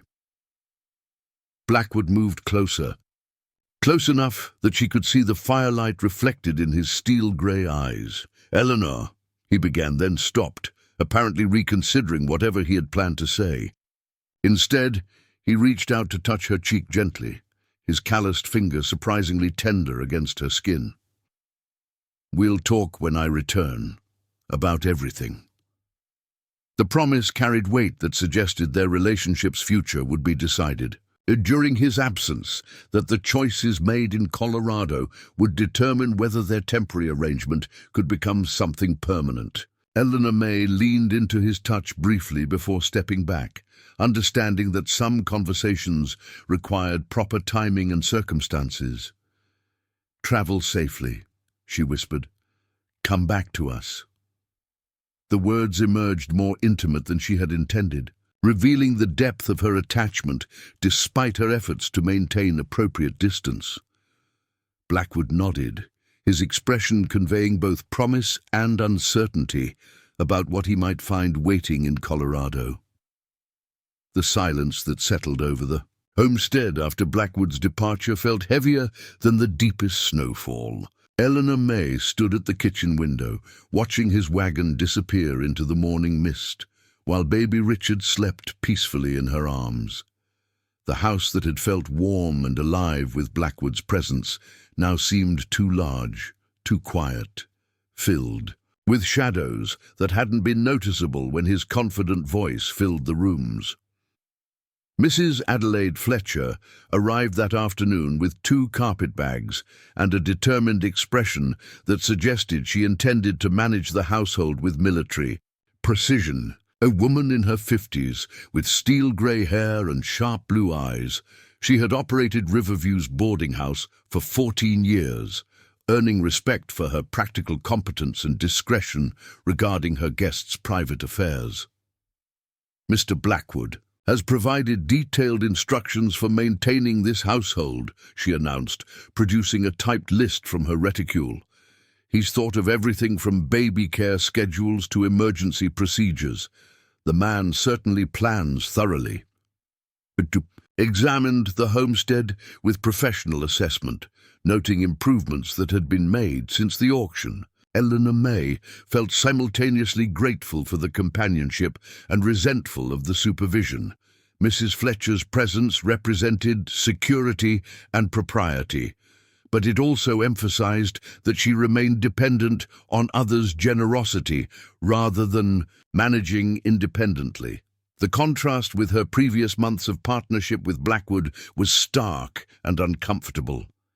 The first week passed slowly, establishing routines that accommodated both women's preferences and the baby's needs. Mrs. Fletcher proved surprisingly helpful with infant care, revealing experience gained from raising 5 children of her own years earlier. She could soothe Richard when he grew fussy, prepare formula with expert precision, and diagnose minor ailments that might have worried a less experienced mother. "You're fortunate to have such a healthy child," Mrs. Fletcher observed as she helped bathe the baby. "Some infants born under stressful circumstances struggle with development, but Richard shows every sign of thriving." She studied Eleanor Mae carefully. Mr. Blackwood's support certainly contributed to the positive outcome. Letters arrived regularly from Colorado, though Blackwood's correspondence was carefully formal, addressing practical matters rather than personal concerns. He inquired about the baby's health, the household's needs, and any problems requiring attention. His tone remained warmly concerned but professionally distant, as if he were aware that Mrs. Fletcher might read communications addressed to Eleanor Mae. Reading between the lines, Eleanor Mae detected hints of complications in his Colorado business. References to unexpected developments and challenging negotiations suggested that his trip was extending beyond originally planned durations. One letter mentioned that his brother had made financial commitments requiring careful management, implying family obligations that might conflict with his personal preferences. Dr. Taylor continued her weekly visits, checking both Eleanor Mae's recovery and the baby's development. During these appointments, she often stayed for tea and conversation, providing Eleanor Mae with intellectual companionship that partially compensated for missing Blackwood's daily discussions. The physician's observations about rural medicine, social changes affecting women, and scientific advances offered perspectives that challenged Eleanor Mae's thinking and expanded her worldview beyond Riverview's boundaries. "You seem restless," Dr. Taylor commented during one visit, watching Eleanor Mae pace while feeding the baby. "Recovery from childbirth includes emotional adjustments as well as physical healing. The isolation and uncertainty about the future can create anxiety that affects your overall well-being." Eleanor Mae appreciated the physician's directness. "I've grown accustomed to partnership in managing daily decisions," she admitted. "Making choices alone feels strange after months of collaboration." She paused, considering how much to reveal about her feelings. "I miss having someone to discuss ideas with, someone whose judgment I trust." Mrs. Fletcher proved an unexpected source of wisdom about relationships and social dynamics. Having observed numerous courtships and marriages during her years managing the boarding house, she possessed insights about human nature that helped Eleanor Mae understand her own emotional confusion. Their evening conversations often touched on topics that Blackwood's presence had made impossible to explore. "Men like Mr. Blackwood don't make commitments lightly," Mrs. Fletcher observed one evening as they worked on mending clothes. "But when they do commit, it's typically for life. His behavior suggests a man seriously considering permanent arrangements, though he's cautious about moving too quickly." The comment encouraged Eleanor Mae while raising new anxieties about expectations and timing. She had begun to hope that their relationship might evolve beyond their current arrangement, but Mrs. Fletcher's insights suggested that Blackwood's careful approach might indicate deeper intentions than she had dared imagine. The possibility of genuine partnership seemed simultaneously thrilling and terrifying. March brought the first signs of spring's approach. Longer days and occasional warm afternoons that melted snow patches and revealed brown grass beneath. The seasonal change stirred restlessness in Eleanor Mae that was difficult to define or address. She found herself walking the homestead's perimeter more frequently, carrying Richard in a sling while exploring areas she hadn't visited during winter's confinement. The property showed evidence of Blackwood's careful stewardship during his brief ownership. Fences had been repaired where needed, water systems improved to ensure reliable flow, and grazing areas managed to prevent overuse. His notes, left in a desk drawer, revealed planning that extended years into the future, suggesting he viewed the homestead as a permanent investment rather than temporary speculation. Local residents began visiting more frequently as travel conditions improved, ostensibly to check on Eleanor Mae's welfare, but actually to gather information about Blackwood's absence and future plans. Their questions, though politely phrased, revealed curiosity about whether the mysterious cattle baron intended to remain in Riverview permanently or would eventually sell the property and move on. Sheriff Chambers stopped by weekly, fulfilling his promise to Blackwood while conducting his own informal investigation into the man's background and character. His conversations with Eleanor Mae and Mrs. Fletcher were casual but thorough, designed to assess whether Blackwood had behaved appropriately during his residence at the homestead. "He's a gentleman in the truest sense," Sheriff Chambers reported to those who inquired, "treats Mrs. Wilkins with complete respect, provides generously for her needs, and makes no demands that compromise her reputation. Whatever his reasons for helping her, they appear honorable." Heinrich Müller's barbershop became the informal headquarters for speculation about Blackwood's Colorado business and its potential impact on his Riverview investments. The theories ranged from routine cattle transactions to involvement in mining ventures or railroad development. Muller, who prided himself on extracting information from customers, had collected hints and rumors that painted a picture of a man with diverse interests and substantial wealth. "He mentioned silver mines once," reported Victor Holloway during a haircut discussion, "and I heard him tell someone about shipping cattle to California markets. Could be he's involved in operations spanning half the Western Territories." Dr. Taylor received her own letter from Blackwood requesting detailed reports on Eleanor Mae's health and the baby's development. His questions demonstrated knowledge of postpartum complications and infant care that impressed the physician with its sophistication. She responded with comprehensive medical assessments that apparently satisfied his concerns about their welfare during his absence. "Mr. Blackwood writes like a man who has experience with medical situations," Dr. Taylor mentioned to Eleanor Mae. "His questions suggest familiarity with health problems that might arise after childbirth. Either he's very well read on medical topics or he's dealt with similar circumstances before." The observation reminded Eleanor Mae of Blackwood's revelation about losing his wife in childbirth, adding poignancy to his concern for her recovery. She imagined him reading Dr. Taylor's reports with anxiety born from previous tragedy, determined to prevent any repetition of loss under his responsibility. The thought deepened her appreciation for his careful attention to her welfare. April's arrival brought dramatic weather changes that transformed the homestead from winter desolation to spring promise. Snow melted rapidly, filling creeks and revealing green grass that had been dormant beneath frozen ground.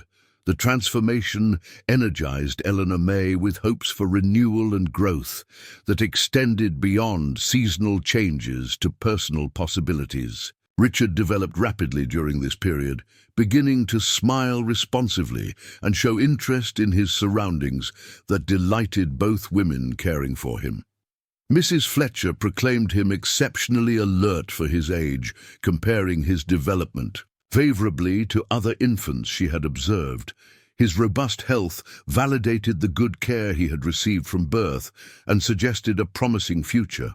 Letters from Blackwood became less frequent but more personal in tone, suggesting that whatever business had detained him was approaching resolution. He wrote about missing the homestead's peaceful atmosphere and looking forward to returning to routines that had become precious to him.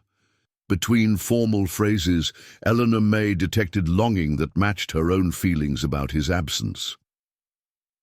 "Business matters are progressing satisfactorily," one letter reported, "but I find myself eager to conclude negotiations and return to Riverview. The homestead feels more like home than any place I've lived in recent years, and the people there have become important to my happiness in ways I didn't anticipate." The admission thrilled Eleanor Mae, while raising questions about specific intentions behind his attachment to the homestead and its residents. She spent hours analyzing his phrasing for hints about romantic feelings versus general contentment with rural life. Mrs. Fletcher observed these analytical sessions with amusement, but refrained from offering interpretations that might prove incorrect. Social events resumed with spring's arrival, providing opportunities for Eleanor Mae to interact with neighbors she hadn't seen regularly during winter isolation. The church social in late April marked her first public appearance since the baby's birth, generating considerable interest in both her recovery and Richard's development.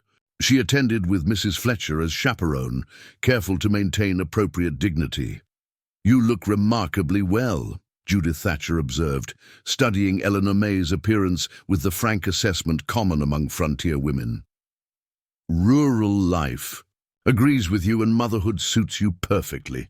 The baby is beautiful. He has your eyes, but a strong jaw that probably comes from his father's side." The conversation included inevitable questions about Blackwood's return and future plans for the homestead. Eleanor Mae answered diplomatically, acknowledging his generosity while avoiding speculation about permanent arrangements. Her responses satisfied curiosity without revealing private hopes or concerns that might become subject to community gossip. Reverend Blackburn approached during the social, expressing satisfaction with her situation and the baby's healthy development. "Mr. Blackwood's kindness reflects Christian charity at its finest," he observed. "Supporting a widow and child without expectation of reward demonstrates true nobility of character. Our community is fortunate to have attracted someone with such generous impulses." The pastor's approval carried weight in Riverview's social hierarchy, helping to cement positive opinions about Blackwood's behavior and Eleanor Mae's reputation. Any whispers about impropriety had been silenced by visible evidence of respectful treatment and Mrs. Fletcher's presence as chaperone. The arrangement now enjoyed full community acceptance as appropriate and beneficial. Mae brought news that Blackwood's return was imminent, expected within the week, according to his latest correspondence. The announcement generated excitement in Eleanor Mae that she tried to control but couldn't entirely suppress. Mrs. Fletcher noticed her increased attention to household details and personal appearance, preparations that suggested anticipation of judgment by someone whose opinion mattered deeply. "You care for him considerably," Mrs. Fletcher observed, without criticism during their final evening together. "It's natural, given his kindness and the circumstances that brought you together. But remember that gratitude can complicate romantic feelings, making it difficult to distinguish between appreciation and affection."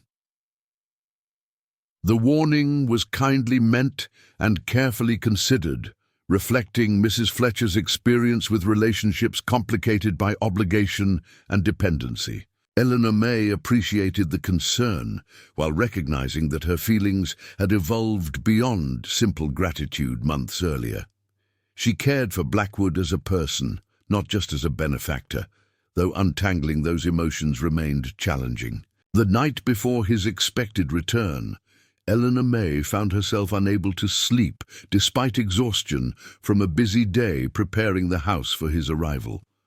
She walked the rooms quietly, remembering conversations they had shared, moments of connection that had surprised them both, the gradual development of partnership that had felt natural despite its unusual circumstances. Richard stirred in his cradle, requiring attention that distracted her temporarily from anxious anticipation. As she fed and comforted him, she reflected on how much their lives had changed since Blackwood's intervention at the auction. The baby, who might have grown up in poverty, would instead enjoy security and opportunity. She herself had been transformed from a desperate widow into a confident woman with genuine choices about her future.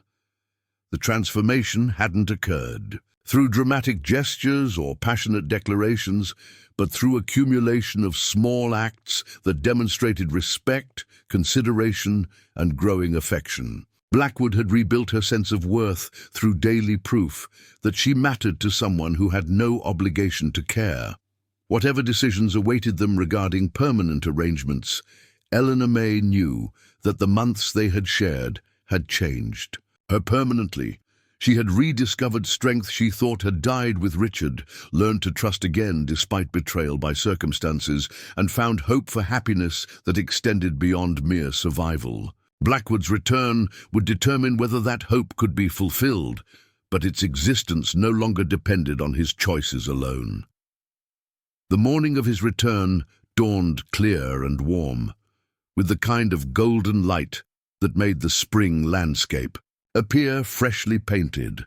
Eleanor Mae rose early, feeding Richard before beginning preparations that she told herself were routine household management, but knew were actually efforts to create the perfect homecoming. She baked bread with flour from the supplies Blackwood had provided, prepared coffee from beans he had personally selected, and arranged wildflowers throughout the house in mason jars that caught the sunlight streaming through clean windows. Mrs. Fletcher observed these preparations with knowing eyes, but made no comment beyond offering to hold the baby while Eleanor Mae changed into her best dress.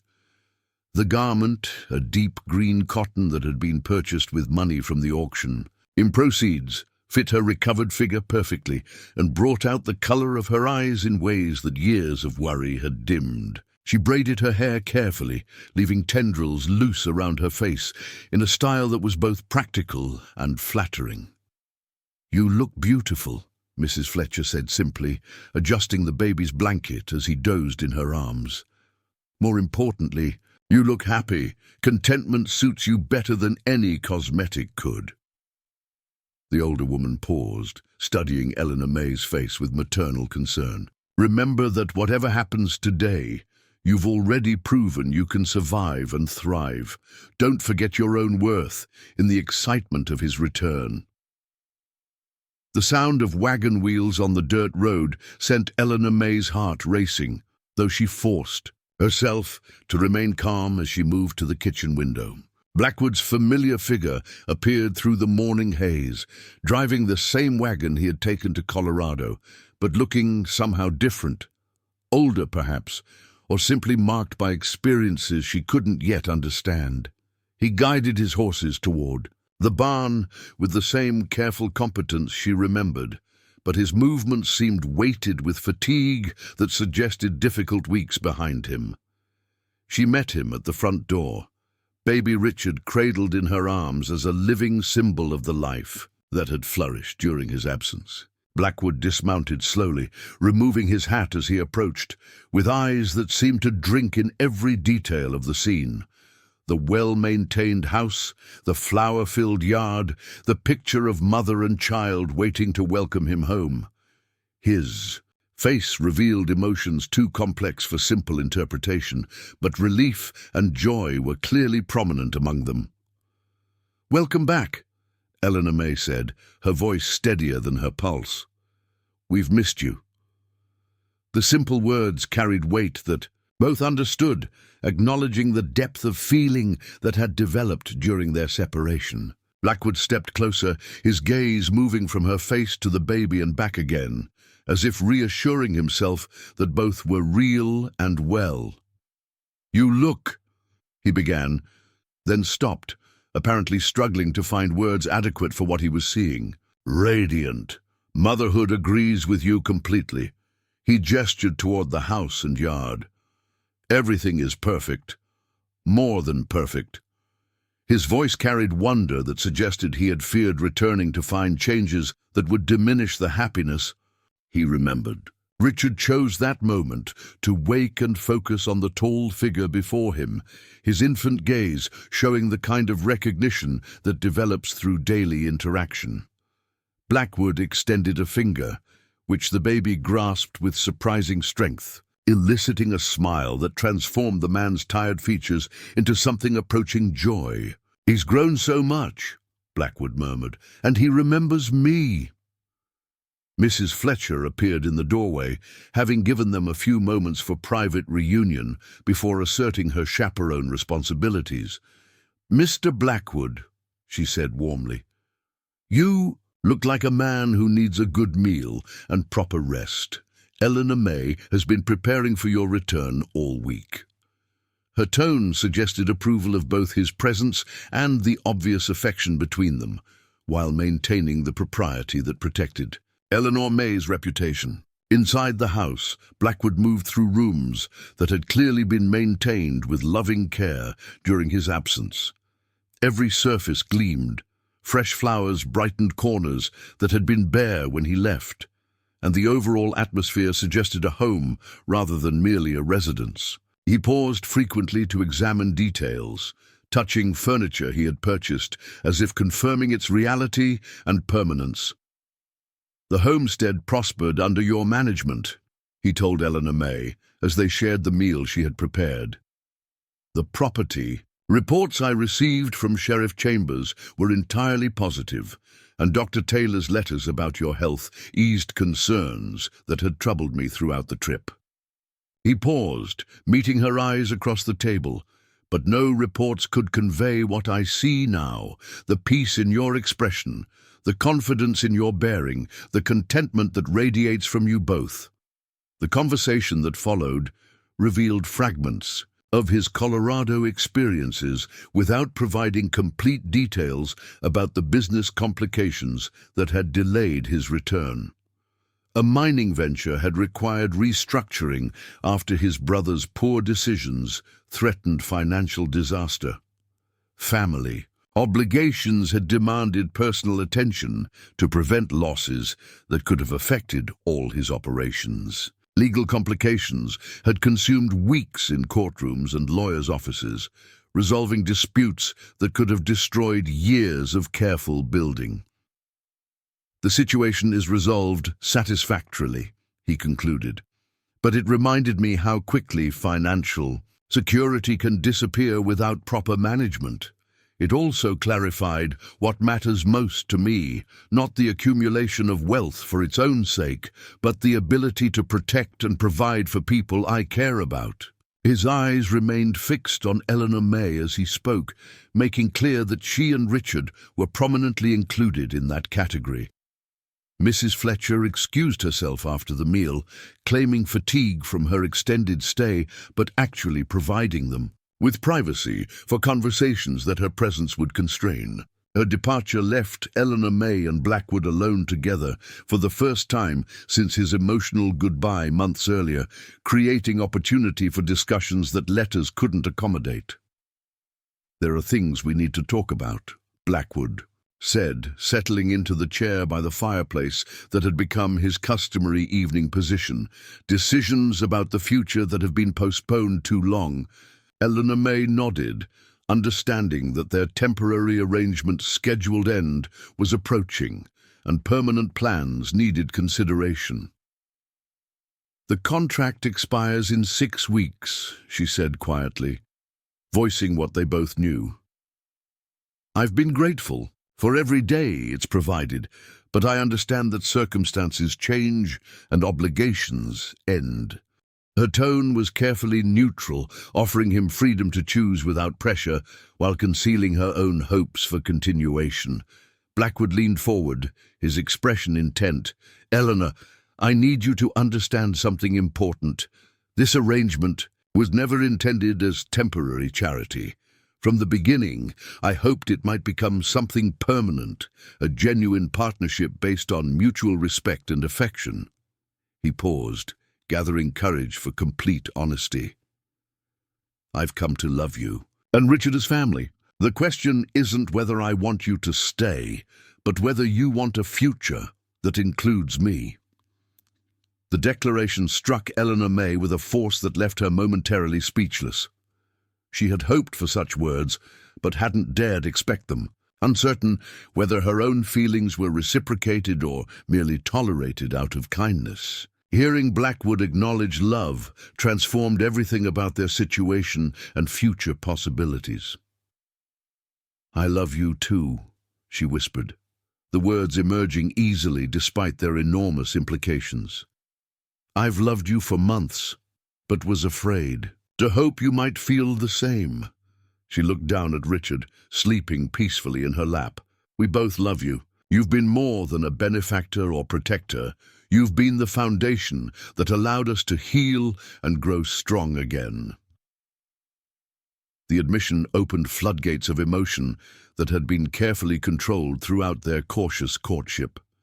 They talked late into the evening, sharing feelings, fears, hopes, and dreams that had been suppressed during his absence.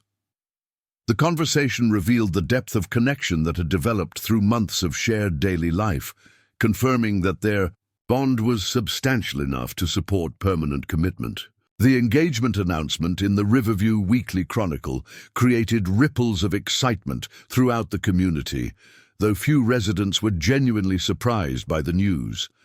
Eleanor Mae Wilkins and Nathaniel Blackwood would marry in June, with Reverend Blackburn performing the ceremony at the homestead rather than in the church sanctuary. The decision to hold a private ceremony reflected both their desire for intimacy and the practical consideration of accommodating guests at the property that had brought them together.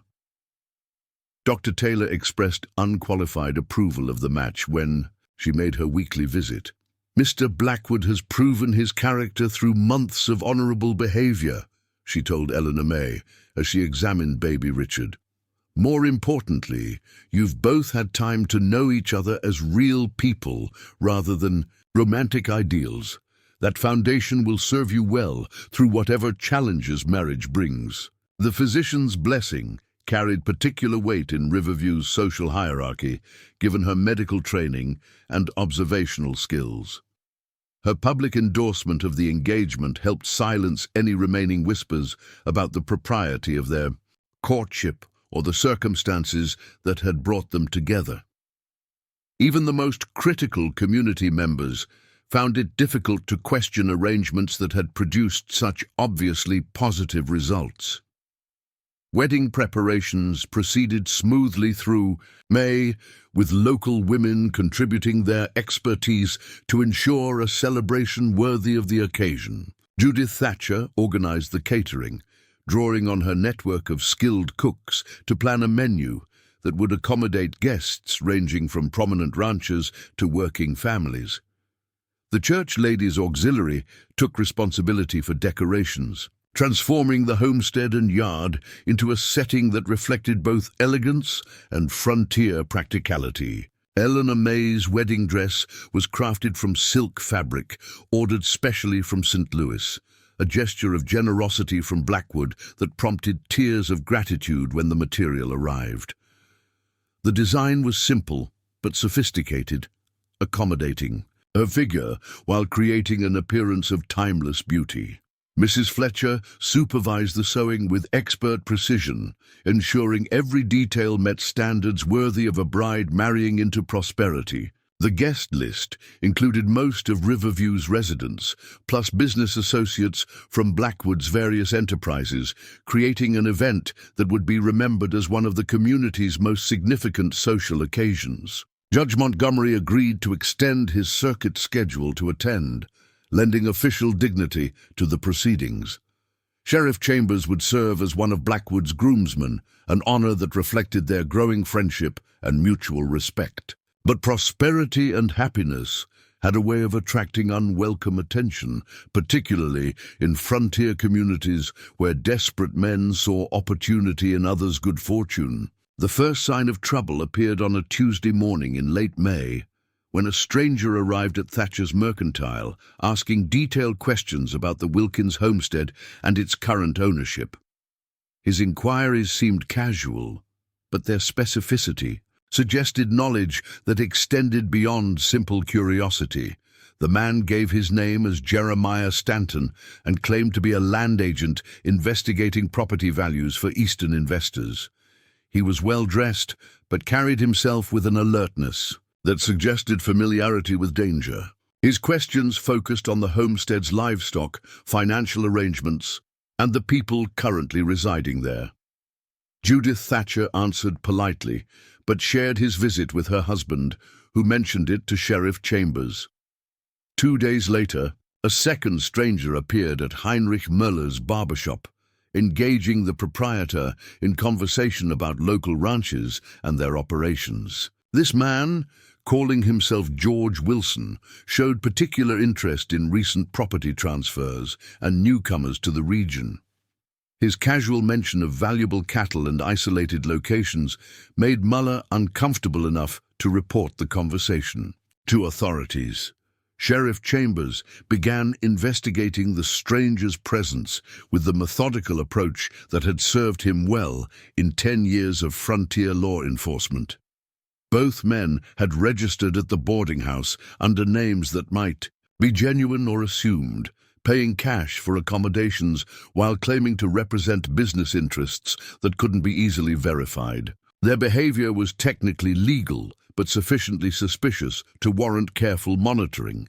The third warning came from an unexpected source, Dr. Taylor, who encountered one of the strangers during her medical rounds at a neighboring ranch. The man, suffering from what appeared to be a genuine stomach ailment, had requested treatment while asking seemingly innocent questions about local families and their circumstances. His specific interest in the Wilkins homestead and Eleanor Mae's situation raised alarms that prompted the physician to contact authorities immediately. He knew too much about personal details, Dr. Taylor reported to Sheriff Chambers. Information about the auction, the baby's birth date, even questions about Mr. Blackwood's business travels. That level of knowledge suggests deliberate investigation rather than casual interest.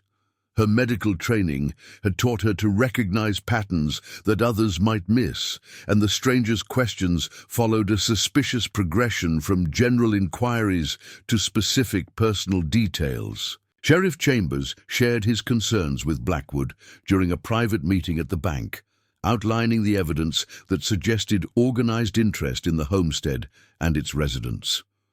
The three strangers had arrived separately but were staying at the same boarding house, conducting what appeared to be coordinated reconnaissance while maintaining the fiction of independent business activities. Could be rustlers planning to steal cattle, Sheriff Chambers suggested, or men looking to rob someone they think has money. Either way, they're gathering information for purposes that probably aren't legal. He studied Blackwood's reaction carefully. You mentioned having enemies in Colorado. Any chance these men are connected to that situation? Blackwood's expression grew grim as he considered the possibility. His Colorado difficulties had involved more than simple business disputes. They had included threats from competitors who viewed his success as obstacles to their own ambitions.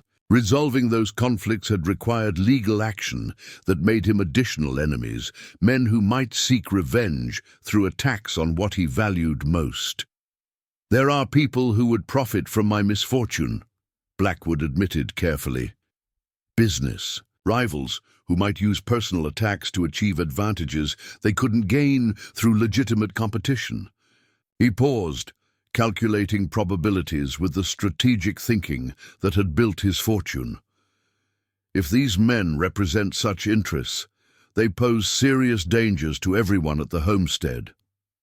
The conversation resulted in immediate security improvements, though Blackwood was careful to implement them without alarming Eleanor Mae unnecessarily. He hired additional ranch hands, ostensibly to help with preparations for expanding cattle operations, but actually to provide protection through increased numbers. Sheriff Chambers agreed to patrol the area more frequently, while deputies were instructed to monitor the strangers' activities closely.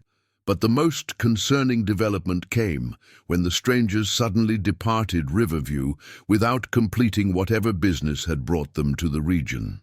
Their abrupt exit suggested either mission completion or plans that required implementation elsewhere. Sheriff Chambers' investigation revealed they had traveled north toward Montana territory, raising fears that additional threats might be organizing beyond local law enforcement's jurisdiction. Blackwood made the difficult decision to share these concerns with Eleanor Mae, understanding that ignorance would increase rather than decrease her danger. He approached the conversation carefully, emphasizing precautions rather than dwelling on potential threats, while ensuring she understood the seriousness of the situation they faced. Blackwood immediately ordered the guests to move into the house's most protected areas, with women and children taking shelter in the root cellar, while men took defensive positions at windows and doorways. The transformation from wedding reception to fortress preparation happened with practiced efficiency that reflected careful planning and competent leadership under pressure. Eleanor Mae refused to retreat to the root cellar with the other women, insisting on remaining where she could contribute to the defense while staying close to Blackwood and baby Richard. Her marksmanship skills, developed during weeks of intensive training, made her a valuable addition to the defensive force rather than simply another person requiring protection. Dr. Taylor supported her decision, understanding that separation from her family would increase rather than decrease her anxiety. "How many are there?" Eleanor Mae asked as she checked her rifle and positioned herself at a window that commanded a clear view of the eastern approach. Blackwood consulted reports from his various lookouts before answering. "At least 20, possibly more. Professional. Fighters, well-armed and organized. This isn't a random attack. It's a coordinated assault designed to eliminate us completely. The realization that their enemies intended lethal rather than intimidating violence added urgency to the defensive preparations while clarifying the stakes involved in the coming battle. These weren't rustlers seeking easy profit or criminals looking for quick scores. They were killers hired to eliminate specific targets, regardless of collateral damage to innocent people caught in the crossfire. The attackers approached with military precision, using natural cover to advance while maintaining communication through signals that suggested professional training. Their coordination and equipment indicated substantial financial backing, confirming that powerful interests viewed Blackwood's activities as threats requiring permanent elimination. The systematic nature of their assault made clear that negotiation or compromise were not viable options. "They mean to finish this today," Sheriff Chambers observed as he studied the approaching forces through field glasses. "No retreat, no prisoners, no witnesses. We're fighting for our lives." His assessment was delivered without panic, but with the stark clarity needed for effective resistance against overwhelming odds. Blackwood gathered his defenders for final instructions before the battle began, his voice carrying calm authority that inspired confidence despite their dangerous situation. "We have strong positions, good fields of fire, and motivation they can't match," he told the men who had rallied to protect his family. "They may have numbers, but we have everything to fight for. Make every shot count, watch your partner's backs, and remember that surrender isn't an option they're offering." The first shots came from the south, where attackers attempted to rush the barn while drawing defensive fire away from their main assault on the house. The diversionary tactic was transparent but effective, forcing Blackwood to divide his limited forces between multiple threats while preventing concentration of firepower against any single advance. The battle had begun with professional competence that promised a deadly and prolonged engagement. Eleanor Mae fired her first shot at a man attempting to reach the house's front porch, her bullet striking him center mass and dropping him before he could achieve his objective. The successful defense of her new home felt grimly satisfying, though she felt no pleasure in taking a human life even under these circumstances. The reality of lethal combat was different from target practice, but her determination to protect her family overcame any hesitation about using deadly force. As gunfire erupted around the homestead, baby Richard began crying in response to the terrifying sounds that invaded his previously peaceful world. Eleanor Mae handed her rifle to Dr. Taylor temporarily while she comforted her son, understanding that his distress would only worsen as the battle intensified. The juxtaposition of wedding celebration and mortal combat created emotional dissonance that threatened to overwhelm anyone who contemplated it too deeply. "This ends today," Blackwood declared as he moved between defensive positions, coordinating resistance while looking for opportunities to take offensive action against their attackers. "One way or another, when the sun sets, our family will be safe from these threats forever." His words carried determination that mixed love with lethal intent, showing how far a good man would go to protect what mattered most to him. The battle for the Blackwood homestead raged for nearly 3 hours, transforming the peaceful property into a battlefield where love and hatred met in violent collision. Smoke from burning outbuildings drifted across the yard, while the crack of rifle fire punctuated desperate shouts and the screams of wounded men. What had begun as a wedding celebration had become a fight for survival that would determine whether good intentions could triumph over calculated evil. Eleanor Mae proved herself a formidable defender, her rifle speaking with deadly accuracy from her position at the front window. She had never imagined that her wedding day would require her to take human lives, but maternal instinct and protective love eliminated any hesitation about doing whatever was necessary to safeguard her family. Each shot was carefully aimed, each target chosen for maximum impact on the attacker's ability to threaten her home. Blackwood moved through the house like a force of nature, directing defensive fire while seeking opportunities to break the siege through offensive action. His military experience, gained during frontier conflicts that predated his ranching career, showed in tactical decisions that maximized their limited numbers while exploiting weaknesses in the attacker's coordination. Despite being outnumbered, his forces held their positions through superior marksmanship and desperate motivation. Dr. Taylor transformed the kitchen into a field hospital, treating wounds sustained by defenders while maintaining her own contribution to the battle when medical duties permitted. Her medical training proved invaluable for keeping wounded men in the fight, while her steady nerves under fire inspired everyone around her. She had delivered babies and treated injuries throughout her career, but this was her first experience combining medical practice with active combat. The turning point came when Sheriff Chambers' carefully planned reinforcements arrived from town, having traveled cross-country to avoid detection by enemy lookouts. The additional fighters, consisting of volunteers who had been armed and organized, secretly struck the attackers from behind while they were focused on the homestead. The surprise assault disrupted their coordination and forced them to fight on two fronts simultaneously. Heinrich Müller distinguished himself during the counterattack, his hunting skills and knowledge of local terrain allowing him to approach enemy positions undetected. His German military background, which had seemed irrelevant during peacetime, barbering, proved decisive in flanking maneuvers that eliminated key attackers and created confusion in their ranks. The mild-mannered businessman revealed a warrior's heart when circumstances demanded violence. The battle's climax occurred when Blackwood led a direct assault on the attacker's command position, having identified their leader through observation of tactical communications. The frontal attack was suicidally brave, but strategically necessary, designed to decapitate their organization and break their ability to coordinate effective resistance. Eleanor Mae provided covering fire from the house, her shots keeping enemy heads down while her husband advanced through deadly ground.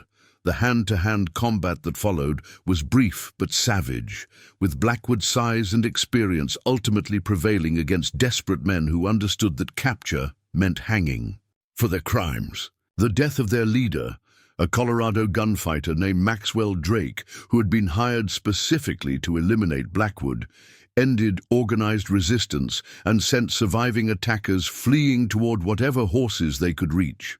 Sheriff Chambers' pursuit of the fleeing attackers continued throughout the afternoon, with mounted posses tracking scattered groups who had abandoned coordination in favor of individual survival. Several were captured alive, providing information about their employers and the broader conspiracy that had targeted the Blackwood family. The evidence gathered would eventually lead to arrests and prosecutions that extended far beyond Riverview's jurisdiction. As evening approached, the homestead stood damaged but intact, its windows shot out and walls pocked with bullet holes, but still providing shelter for the family that had defended it so successfully.